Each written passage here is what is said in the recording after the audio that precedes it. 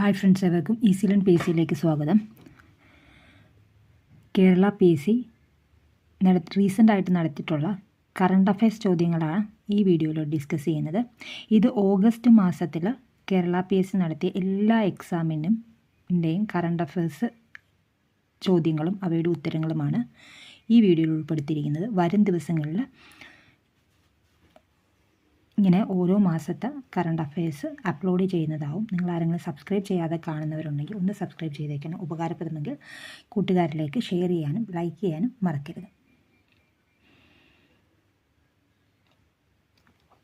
2025 ജൂണിൽ Azhikkal തീരത്തിന് 44 nautical mile അകലെ വെച്ച് കത്തിയമർന്ന കപ്പൽ കൊളംബോയിൽ മുംബൈയിലെ ഏത് തുറമുഖത്തേക്കാണ് യാത്ര തിരിച്ചത്?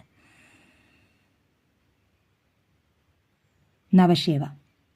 പഹൽഗാം തീവ്രവാദ ആക്രമണത്തെ തുടർന്ന് ഇന്ത്യ പാകിസ്ഥാനിലൂടെ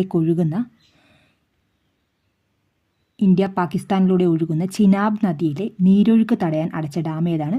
ബഗ്ലിഹാർ ഡാം.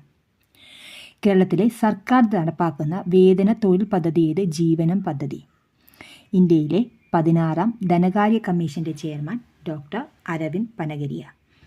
ഒരു രാജ്യം അതിൻ്റെ മണ്ണ് മാത്രമല്ല, ഒരു രാജ്യം അതിൻ്റെ ജനങ്ങളാണ് എന്ന വരികൾ ഉദ്ധരിച്ചാണ് കേന്ദ്ര ധനകാര്യമന്ത്രി നിർമ്മല സീതാരാമൻ 2025 ബഡ്ജറ്റ് അവതരിപ്പിച്ചത്.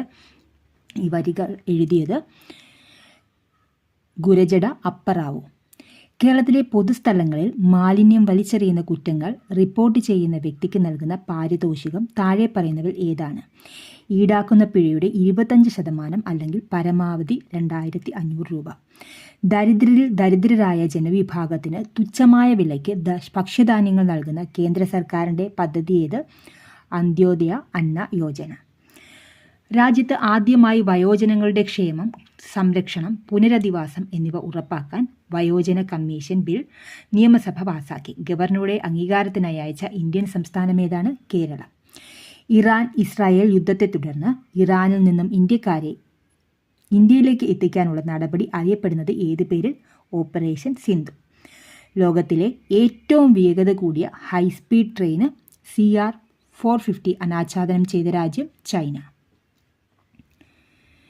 നാസയിലെ ബഹിരാകാശ യാത്രികരായ സുനിത വില്യംസും ബാരി വിൽമോറും 2024 ജൂൺ മുതൽ 2025